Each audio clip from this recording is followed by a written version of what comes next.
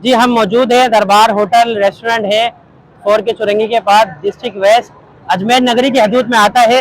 जैसा कि 13 तारीख 11वें महीने पे एक न्यूज शाया हुई थी, यहाँ पे टिकट आए थे और इनके साथ वारदात की थी। इन्होंने 4E15 की थी और पुलिस ने इनको अजमेर नगरी ने 4E15 ने बैकअप दिया था, जिसके बारे में जिनके साथ टिकट हुई थी वो हमें बताएंगे कि उनके साथ क्या सानिया पेश हुआ था और पुलिस ने इनके साथ क्या ताउन किया। जी क्या नाम है आपका? सर अमान नाम है मेरा। और अमन। पुलिस ने जी बहुत अच्छा ताउन किया हमारे साथ। करीब रहो। जी बड़ा कॉपरेट किया इन्होंने। तो मसला ये है कि हमारे में बैठे हुए थे, कस्टमर भी बैठे हुए थे।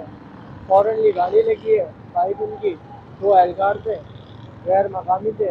आए, उन्होंने पिस्टल चैम्बर किया।